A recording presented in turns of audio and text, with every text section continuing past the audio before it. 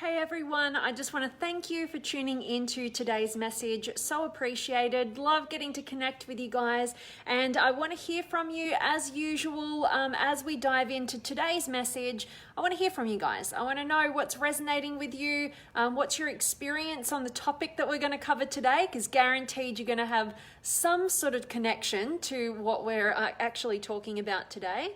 And I definitely want to hear from you guys, where in the world you're tuning in from, sending you much love with whatever's going on in your life right now.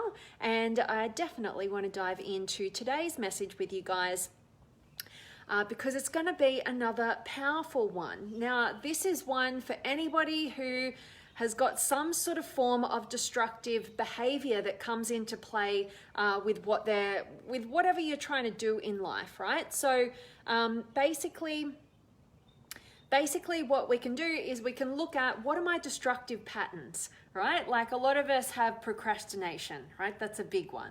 A lot of us, turn to food and we distract ourselves with food, right? Or maybe we turn to drugs or alcohol or sex or new relationships or whatever it is, but you know at your core that the behavior, what's a destructive behavior for you, right? Because any of the things that I just mentioned, they can ultimately have a purpose that's serving us and a reason why that's coming into play, or it can be another destructive pattern. And whatever yours are, I want you to think about it. If you have the courage to, drop me a comment, let me know what is your destructive behavior.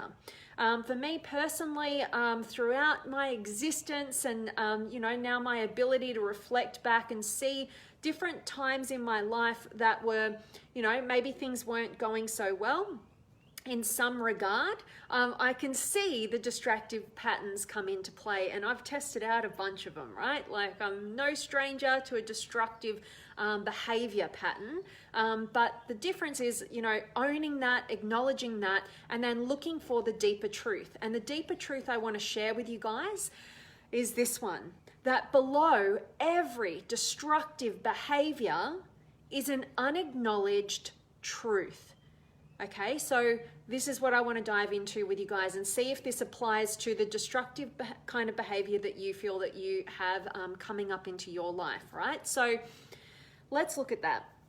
When I say, destructive behavior, you know what those things are, the things that you do that you shouldn't, that get in the way of your health on some way, shape or form. So in your physical health, your emotional health, your mental health, your spiritual health, with your connections and relationships, anything that you do that gets in the way of you being the human being that you'd really be proud of being, or anything that gets in the way of the results and the goals that you're after in your life, right? So we all know what those are. Identify them for yourself. And drop me a comment and let me know if you got the courage. And then, what I want to talk about, the unacknowledged truth that's behind and driving that destructive behavior.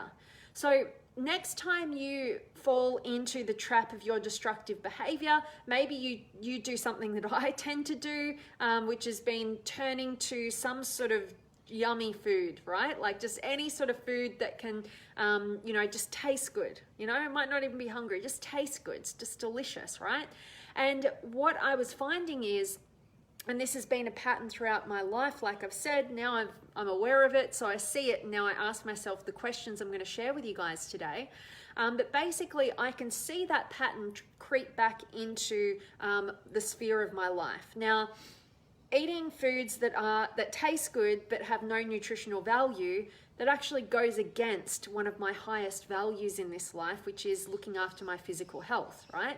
So already I know it's a destructive pattern, right? If I engage in, eating bad foods that might taste good but have no nutritional wealth to them, and I actually have a mindset of whatever you consume is either adding to your health or it's subtracting from your health. There's no middle ground, right? So if I'm consuming something that is not healthy, tastes good, not healthy, no nutritional value, I know it's actually depleting my health. So there's a destructive behavior for you, particularly when you have a high value on health as I do, right? So that's destructive to my goals, to the kind of person that I choose to be, to where I want to get to in my life.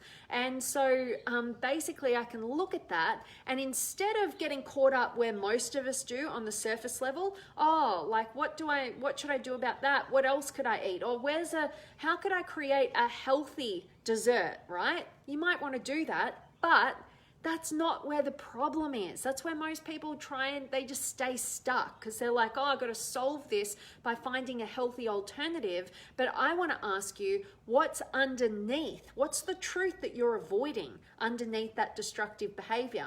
Because you can go all day and you can go and search another healthy recipe, or you can try and find a healthy thing to do when you're procrastinating. But at the end of the day, why are you eating the bad food? Why are you procrastinating? And if you look at the times in your life where things are going really well and you're achieving your goals and you're feeling really good in your life, I can guarantee you, if you look at it, you weren't engaging in any of those destructive behaviors, right? Because you were in alignment, because you were owning what was true for you. And the moment you feel a truth within, or have an emotional need, and you suppress it and you don't meet it, and you don't listen into that internal world that's telling you something different than maybe the path that you're on, the things that you're doing, what happens is those destructive behaviors come into play, and they're here to try and distract you from listening to yourself, right? This is really, really important. Get this, because every destructive behavior that you engage in is representative of an unacknowledged truth. All right, so there's an unacknowledged truth. So if we know that and we build awareness around our destructive behaviors, and we go, oh, I'm doing it again. I can't seem to move forward on this. I keep procrastinating. I keep distracting myself over here. Instead of going on this whole day, week, month of just distraction, instead, notice the pattern of destructive behavior. Be compassionate with yourself and actually be grateful for an alert to a deeper truth. It's here to alert you. It's going, hey, you're trying to distract yourself here from something deeper. All right. And if you keep trying to distract yourself, you're reliant on willpower. And willpower, you've only got so much of it, right? So you might be able to stop yourself from procrastinating, from having too much alcohol, from drugs, from escapism in a new relationship, or even creating a problem and drama in your relationship is an escape mechanism that's destructive behavior, or overeating, or whatever it is, whatever the destructive behavior is, whatever's detrimental to your health and the goals and the kind of person that you want to be.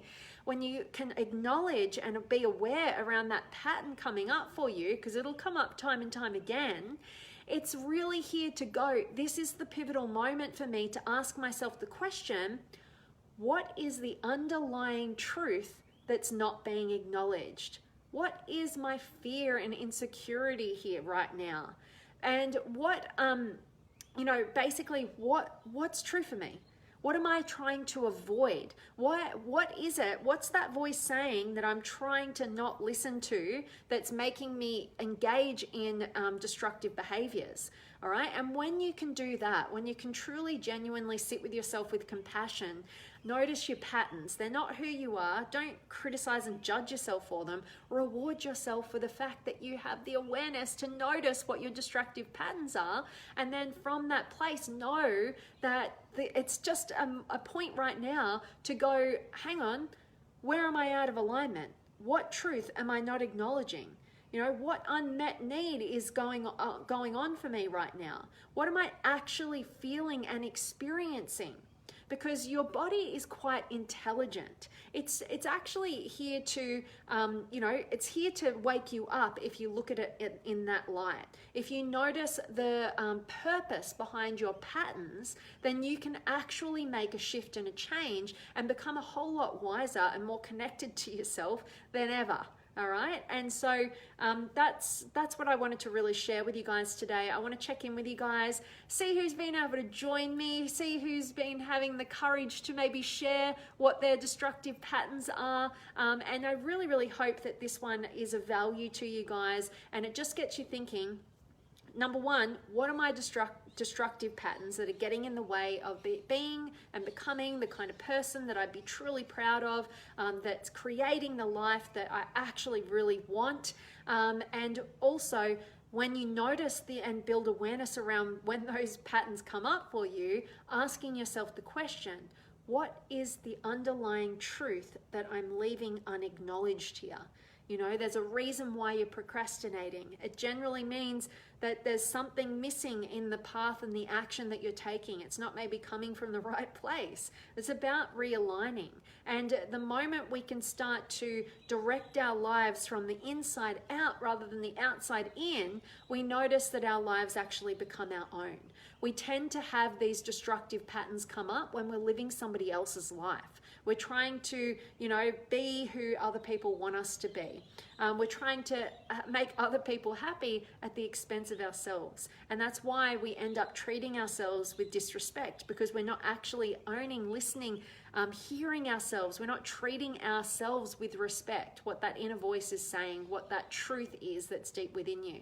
And we've all got access to that, but we tend to need to build that muscle. All right, so let me check in with you guys. Say hi, let me know where in the world you're tuning in from. Always love getting to connect with you. And I've got Thomas here and Bill's back. I love it. From the back of a yacht in the Southeast USA. I like it, Bill. That's my kind of living. And Jerry's here as well, directly from work. Grateful to be on your live. Always grateful to see you, Jerry. Great to have you back, my friend. And from hope that work was good and you've got something interesting or fun or connective planned with somebody that you care about. And Laval's here as well. And Joe, Facebook Live videos. Love your authentic teaching here. Thank you. You're so welcome, Joe. Always grateful to have you here, and love that this is of value to you. And Laval, cool. Good afternoon, Vanessa. Good afternoon to you too, my friend. Great to see you, my fellow Tiger supporter in the house. And Joe, definitely sweet food's a pattern. Absolutely. Now think about this. What does the destructive pattern do for you? Ask yourself that, right? Sweet food. Oh, I feel good for a moment. All right, so a lot of us are getting through life. We're putting so much pressure on ourselves. We're stressing out, and what we just want something to feel good for a moment, right? We go for instant gratification because we need an escape route out of our own psyche. All right, a lot of the time, and what pressure we put ourselves under. So yeah, like going for something sweet so you can just escape and you can just enjoy, right? Or whatever the behavior is, changing your state, procrastination. You're not listening to yourself. You're just distracting yourself. Overeating, maybe you're stuffing down the emotions and that voice, that you just don't want to listen to. It's scary. I've been there. I know. I'm telling you right now, the truth always sets you free. We all know that, right? And also, drug taking or abusing alcohol or some sort of state changer, we're running away from a deeper knowing. And we feel like engaging in that destructive behavior is our freedom. But why is it that we feel so out of control from it, right? It's because we're not actually addressing what's really underlying it, which is the unacknowledged truth. And when we own and acknowledge the underlying truth, that's actually what sets us free. All right? It's not the instantaneous gratification of whatever the destructive pattern is that's wreaking havoc on your future. It's not that, right? That cannot be it. If you're not treating yourself with respect and love and, treating yourself as if you are almost your own child, right? And how you'd care for it, nurture it, want the best for it. If you would not want your child and the person that you cared most about to behave and engage in those destructive patterns, you shouldn't want that for yourself either. So instead of judging yourself and getting caught in the loop of self-judgment about your patterns of behavior, have compassion with yourself. Realize it's your innate intelligence trying to wake you up to the fact that there's an unacknowledged truth. Just ask yourself some quality questions. Get to the bottom of it. I promise you, it's not as scary as you think. It's actually incredibly freeing. All right, so love that. And thank you for that admission, Joe. I definitely can relate to that one. And Jose, hi Vanessa, a destructive pattern is procrastination. Quick question, can a destructive pattern be linked to a childhood trauma? Thank you for this message. Jose, awesome question. So appreciate you being here and sharing that, and also asking such an amazing question. Absolutely. Now, a huge part of the work that I do is help people to clear the past. Why? Because too many of us have well-intentioned mindsets, and we envision the future that we want, but we neglect the present, and we don't identify who we actually are at our core and what we value and what's meaningful to us right here, right now, and maybe what's tripping us up. We don't go there. We go to the future. We go, what do I want? And we miss the present, and we definitely miss the past. We avoid the past, and we don't realize that if we know that your mind's capacity, 95 to 96% of your mind's capacity is in the subconscious. Only 4 to 5% of your mind's capacity is in the conscious, determining what you want in the future and being here right now, right?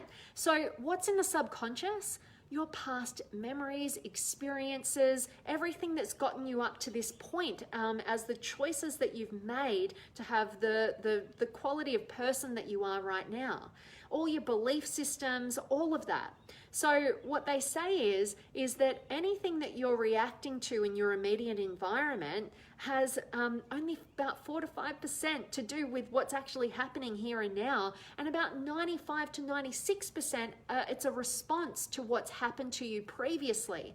So this is why most of us are trying to move towards something, but we keep sabotaging our success. Why? Because it's a reaction to our past, and particularly traumatic experiences. And I actually feel like every single one of us as human beings has had traumatic experiences. Don't compare what's traumatic to you to the next person. It's all subjective, all right? And when we can identify that, and I say that because I've been involved in personal development for many, many years now, and I used to go to courses when I was learning and studying for myself. I would just compare other people's traumatic experiences to mine, and I'd be like, I've got no problems, right? Like, these people really need the help. I got none. And what that did, having that kind of mentality, it actually trapped me in, past subjective traumatic experiences that have happened in my own life. And I didn't realize that they were actually tripping me up because I wasn't acknowledging them. I didn't have the tools and the strategies to go back, cut ties with those anchors and move forward once and for all. And I've also been engaged in, I had a psychologist before I knew anything about personal development and this whole realm that existed. And I had a period in my life where I went through major situational depression, left a long-term partner, had to leave my home, lost my job, lost my very best girlfriend, had to go back and become a uni student for the first time, not for the first time, for a second time, and I also had to move back home with my parents, and I hadn't lived at home since I was 18. All these things happened that drove me to seek some guidance and support. And even that experience that I had with a psychologist, it was very helpful because it was the only person I had in my life that I could truly open up and be heard from. But what happened over time was that I just felt like we're repeating the same old patterns. Like, we're just going back to the same old stories of the past, but there was never any growth really from it. And I was really wanting her to give me some answers, but I just felt like it was me talking all the time, and we're just repeating the same old kind of stories. And I'd oftentimes in the end get to a point where I'd leave those sessions worse off than when I entered them. And so, that's why another reason why I'm super passionate about coaching, and in particular the kind of approach that I take to coaching, and it's because of my experience. I want to help people get beyond the past so they don't have it tripping them up when they're unaware of it, and also they don't just get stuck in talking about it over and over and over again.